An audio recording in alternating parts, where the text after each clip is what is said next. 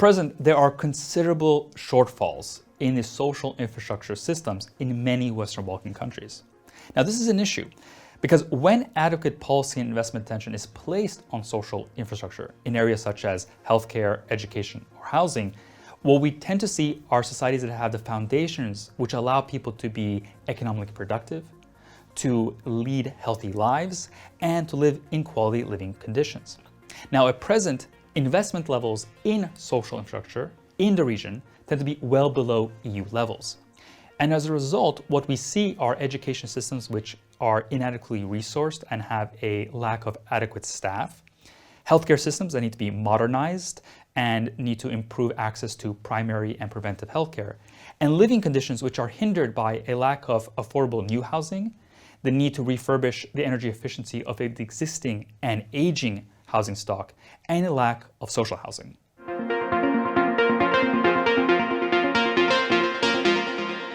The underinvestment in social infrastructure may be exacerbating brain drain as it prevents people from achieving a higher quality of life. Opinion polls in the region show that people are dissatisfied with education, healthcare, and housing.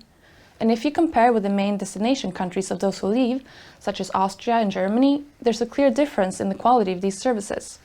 For example, education systems in the Western Balkans strongly underperform compared to EU counterparts. And this underperformance is visible in educational outcomes across all socioeconomic groups.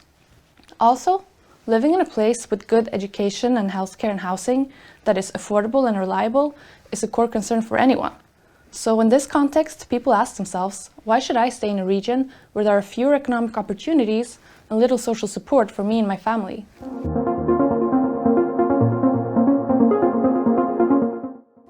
An important reason as to why we need more social infrastructure investment is to help develop the region's human capital and in turn strengthen its economic resilience.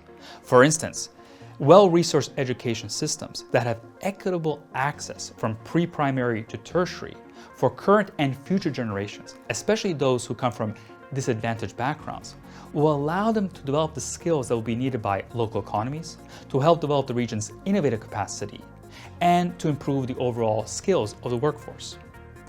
Moreover, well-targeted investments and policies towards adult training will allow those who are currently in work and those who are unemployed to obtain new skills and retool existing ones as economies evolve.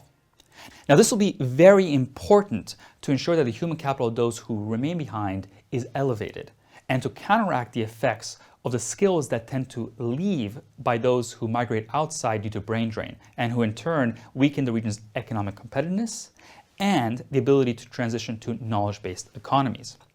If countries in the region make a concentrated effort to increase social investment spending in partnership with the Council of Europe Development Bank's own work, this will help the region strengthen its economic growth potential, to allow the flourishing of high-quality jobs, to improve individuals' incomes, and to improve overall societal well-being.